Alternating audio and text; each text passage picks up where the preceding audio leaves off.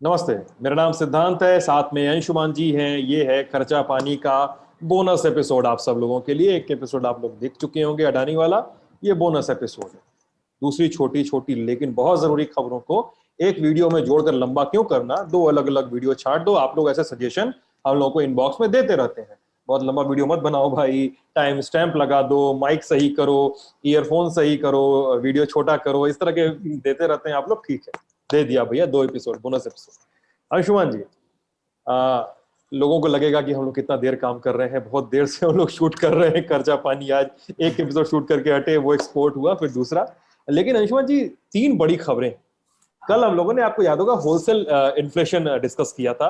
हाँ और डिस्कस करते ही जैसे एडिट हुआ, रिटेल इन्फ्लेशन का डेटा आ चुका। हाँ, हमने कहा अभी तक रिटेल इन्फ्लेशन का डेटा आने वाला है उसका इंतजार करना होगा हमको। हाँ, और मैंने तुरंत वीडियो एडिटर को फोन लगाया, यार कुछ हो सकता है क्या? बोला कि सर अब वो पूरा एडिटर अब समय चला गया है उसका। बोले ठीक है, इसको लेकिन डिस्कस करेंगे, डिटेल में करेंगे अगले दिन। तो इन रिटेल का इन्फ्लेशन डेटा आया है, उसको थोड़ा ब्रेक डाउन करके देखेंगे और तस्वीर समझने की कोशिश करेंगे अंशुमान जी आगे की। उसके बाद है आरबीआई के रिस्ट्रिक्शंस कुछ आए हैं सामने, वो क्या प्रभाव डाल सकते हैं। और आखिर में क्रिप्टो एक्सचेंजेस जो हैं उन पर ईडी ईडी के रडार पर वो आ चुके हैं क्रिप्टो एक्सचेंजेस। उनके इस रडार पर आने के क्या मतलब हो सकते हैं, क्या मानी हो सकते हैं, इसको हम देखेंगे। सबसे पहले रिटेल इन्फ्लेशन। रिटेल इन्फ्लेशन, कल उन्होंने होलसेल इन्फ्लेशन की बात की थी। रिटेल इन्फ्लेशन ज्यादा है। कितना ज्यादा है? ये है रिटेल इन्फ्लेशन 6.30 है 6.30 जो, है। हाँ 30, जो कि अप्रैल में 4.3 था, 23 था। तो ये ठीक ठाक इंक्रीज है मंथ ऑन मंथ बेसिस पर खुदरा महंगाई में। और अगर इसे आप थोक महंगाई के हिसाब से देखें, जो कि लगभग 13% के आसपास है, तो उसका इफेक्ट हमें अगले महीने शायद दिखाई देगा, क्योंकि खुद थोक कीमतों का असर खुदरा कीमतों पर थोड़े समय बाद दिखता है। और ये 6.3% है, जबकि ये अप्रैल में 4.3% के आसपास था। 4.23% था। तो मतलब लगभग स्टीप 2% का इंक्रीज है। रिटेल मतलब खुदरा महंगाई। अब इसको थोड़ा सा अंशुमान जी मैं ब्रेक डाउन करता हूं, फिर आगे की स्थितियों के लिए आपके लिए। इसमें जो थोड़ा थोड़ा ब्रेक डाउन सामने आया है, फूड में लगभग 5% का इन्फ्लेशन है, जो अप्रैल में लगभग 2% के आसपास था, 1.96% था, मई में सीधे सीधे 5% का हो गया। फलों में 12% का है, एग्स में 15% का, दालों में 9.5% का, सब्जियों में 2% का, ऑयल में इस तरह को देखिए तो 31% का। खाना बहुत ज्यादा महंगा हो गया अंशुमान। क्या किस तरफ बढ़ रहे हैं हम लोग? ये पूरी तरह से इरिवर्सिबल कंडीशन है, जहां पर हम लोगों को अब सीधे सरकार से ही मदद की गुंजाइश है। और किस तरह की मदद की गुंजाइश है अंशुमान? सिद्धांत, खुदरा महंगाई का जो आंकड़ा हमारे पास आया, उसमें कई सारी बड़ी चौंकाने वाली चीजें हैं जिन पर हम लोग कभी कभी संकेत करते रहे हैं। पहली चीज तो ये कि खुदरा महंगाई हमें एक नई चीज बता रही है। इस आंकड़े को अगर करीब से देखें, जो प्रेस इंफॉर्मेशन ब्यूरो ने हमारे सामने रखी है, उसे जब मैं कल पढ़ने की कोशिश कर रहा था, तो एक सबसे इंपॉर्टेंट सरप्राइजिंग एलिमेंट हमको, सबसे चौंकाने वाली बात ये दिखाई दी कि ग्रामीण इलाकों में खुदरा महंगाई बढ़ी है। शहरी इलाकों से ज्यादा महंगाई तो पूरे देश में बढ़ी है, अगर आप अप्रैल की तुलना में मई में देखें। पर अप्रैल में अर्बन एरिया में महंगाई ज्यादा थी, रूरल एरिया में महंगाई कम थी। मई में ग्रामीण इलाकों में महंगाई शहरी इलाकों से ज्यादा है। ये पॉइंट नोट करना जरूरी है, क्योंकि इससे जुड़ी हुई एक खबर हम आगे जिस पर चर्चा करेंगे, जो इसी से जुड़ी हुई है। दूसरी महत्वपूर्ण बात समझना जरूरी है कि केवल एक दो क्षेत्र चीजों को आप छोड़ दें, तो जितने ग्रुप्स हैं, जिन ग्रुप्स का आपने जिक्र किया है, चाहे वो एजुकेशन हो या अगर आप ऑयल्स और फैट्स देखें, फ्रूट्स देखें, कि वेजिटेबल्स में माइनस है, इन्फ्लेशन माइनस में है, शुगर में माइनस में है, और अनाजों में माइनस में है। ये तीन ऐसे सेक्टर हैं जिनमें हमें महंगाई की दर नहीं दिखाई देती। नहीं तो खुदरा इन्फ्लेशन की जो पूरी बास्केट है, जिसमें 28-29 अलग अलग सब ग्रुप आते हैं, जिसमें दालें होती हैं, जिसमें स्पाइसेस हैं, जिसमें मसाले हैं, जिसमें कपड़े हैं, जिसमें ट्रांसपोर्ट है, जिसमें फ्यूल है, उसमें सब में बढ़ोतरी है। और उसमें भी सिद्धांत दो चीजों में बहुत ही महत्वपूर्ण है। फ्यूल और लाइट में आप पहले ही महंगाई दहाई के अंकों में पहुंच गई है, यानी 11-12% के आसपास है। यानी जो ईंधन की कीमतों में बढ़ोतरी हुई है, वो इस सूचकांक में रिफ्लेक्ट हो रही है। दूसरी एक और चीज है जहां पर दहाई के अंकों में महंगाई जा चुकी है, वो है फल और दालें करीब करीब दहाई के अंक के आसपास हैं, खड़ी हुई हैं 10% के आसपास। तो अगर आप ओवरऑल आंकड़े में जो ग्रुप्स के अंदर अंदर जो अलग अलग ग्रुप जो हमारे खर्चा पानी को प्रभावित करते हैं, दालें, अंडे, कपड़े, ट्रांसपोर्ट, बाकी चीजें उन्हें देखें तो उन सब में महंगाई की जो औसत दर है उससे महंगाई की दर काफी आगे 8%, 9%, 10% के आसपास है। ये हमें महंगाई को जो लोग हम करीब से देखने की कोशिश करते हैं और फॉलो करते हैं तो सिद्धांत हमें ट्रेजेक्ट्री का इशारा करते हैं कि ट्रेजेक्ट्री क्या है। ये महंगाई बढ़ने की एक ट्रेजेक्ट्री होती है, एक जिसको कि हम अर्थशास्त्र की भाषा में इन्फ्लेशनरी एक्सपेक्टेशंस कहते हैं। महंगाई बढ़ने की संभावना होती है, अंतर्धारणा होती, वो इसमें दिखाई देती है। तो इसे ब्रेक डाउन करके दिखता है कि महंगाई लगातार उन क्षेत्रों में बढ़ रही है जहां जहां लोगों की खपत मैन्युफैक्चर्ड चीजों से प्रभावित होती या प्रोसेस्ड चीजों से प्रभावित होती। जबकि अनाजों की कीमत घटना एक बुरी खबर है। ग्रामीण महंगाई बढ़ना और अनाज की कीमत घटना बुरी खबर है क्योंकि उसका सीधा नुकसान किसानों को हो रहा है। यानी गांव में रहने वालों की जिंदगी जीने की लागत बढ़ रही है, उनके बाकी खर्चे बीमारी के कारण बढ़ गए हैं, पर उनके जो मुख्य उत्पाद हैं सब्जी और फल, सब्जी और अनाज, जिनकी कीमतों पर उन्हें बेटर रिटर्न की जरूरत है, अच्छे रिटर्न की जरूरत है, उनकी कीमतें घटती हुई इस महंगाई के आंकड़े में दिखाई दे रही है।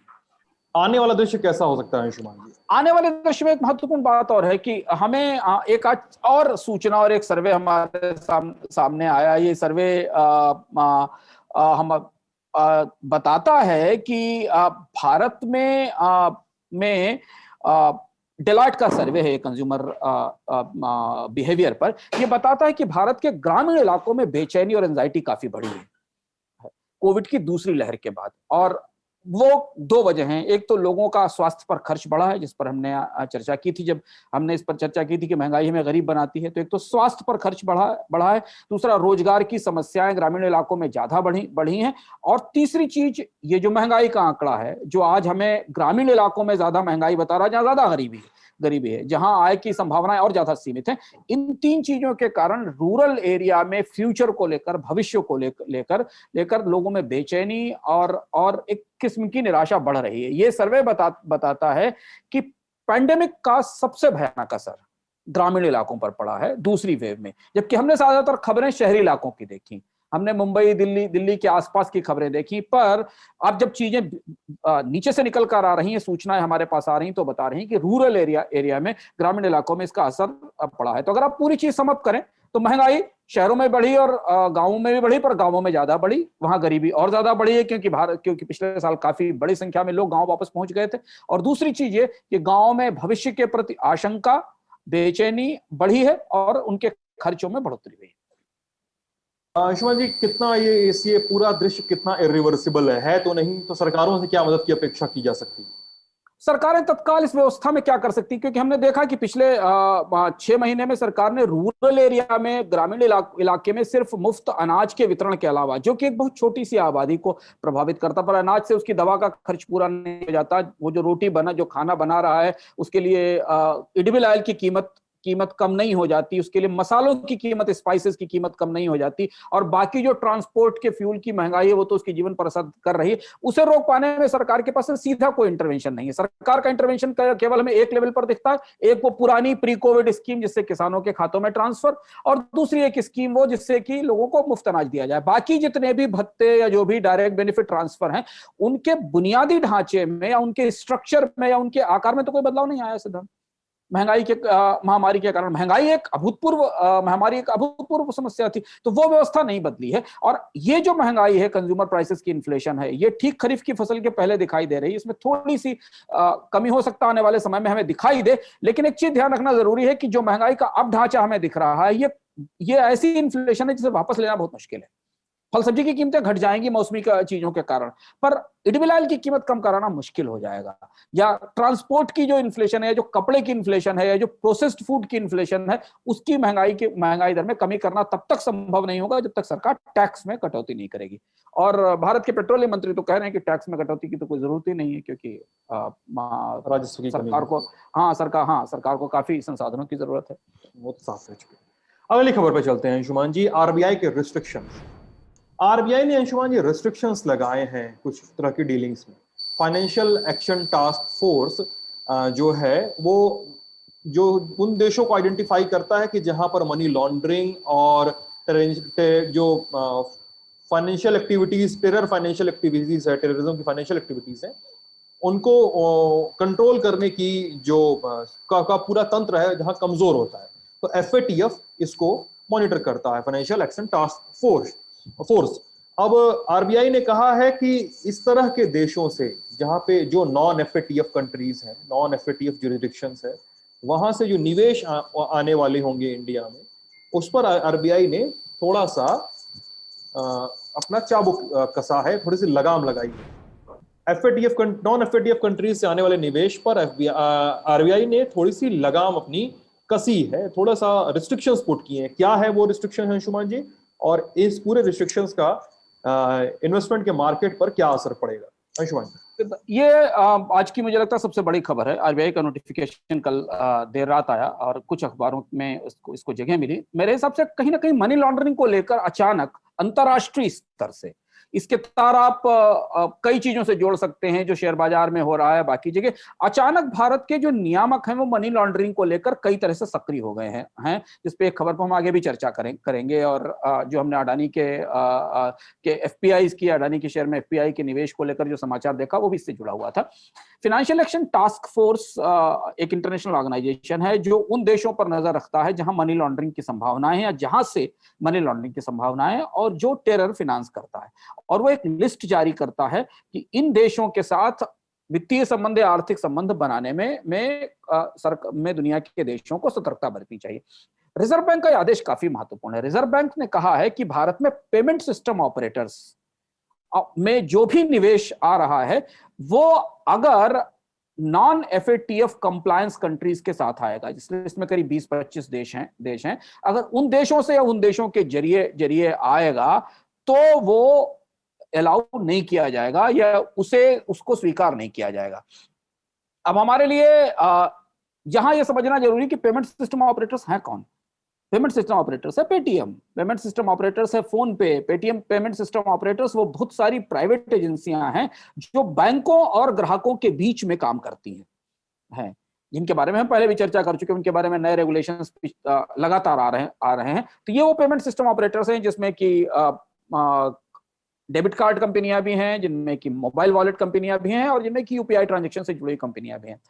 रिजर्व बैंक को कहीं ना कहीं से इस तरह का संदेह मिला है कि इनमें जो विदेशी निवेश का ट्रांजैक्शन हो रहा है या बाहर से पैसा आ रहा है वो पैसा उन देशों से आ रहा है जहां से मनी लॉन्ड्रिंग की संभावना ज्यादा है। और इसलिए ये निर्देश कई सारी कंपनियों को और ज्यादा ट्रांसपेरेंट होने के लिए, उन्हें अपने निवेश के स्रोत स्पष्ट रूप से लोगों के सामने बताने के लिए बाध्य करेगा। मैं देखना होगा कि कितनी कंपनियां इसमें ऐसी पाई जाएंगी भारत में पेमेंट सिस्टम में काम करने वाली, जिनके पास हाल फिलहाल में ऐसे देशों से पैसा आया है जिनको FATF ने या तो मॉनिटरेबल लिस्ट में डाल रखा है, ब्लैक लिस्ट के वाली कंपनी देशों से तो नहीं आएगा। FATF की ग्रे लिस्ट है, एक ब्लैक लिस्ट होती है। तो जिनकी मॉनिटरिंग हो रही है या जो डाउटफुल कंट्रीज हैं वहां से कितनी कंपनियों में या पेमेंट सिस्टम्स में पैसा आया, ये हमें थोड़े समय बाद पता चलना चाहिए। चलिए, मनी लॉन्ड्रिंग की बात हो रही है और अगली खबर का हिंट अंशुमान जी ने दे दिया है, तो क्रिप्टो की बात करेंगे, क्रिप्टो करेंसी की बात करेंगे। क्रिप्टो एक्सचेंज है, उसका नाम है WazirX। उसको नोटिस मिला है इन्फोर्समेंट डायरेक्टरेट का। किस नियम, किस कानून के अंडर मिला है? FEMA, फॉरेन मैनेजमेंट एक्ट 1999 का कानून है, मनी लॉन्ड्रिंग से जुड़ा हुआ कानून है। उसके तहत नोटिस मिला है। 2790 करोड़ के क्रिप्टो करेंसी ट्रांजैक्शन थे उसको। WazirX के डायरेक्टर्स हैं निश्चल शेट्टी और समीर हनुमान।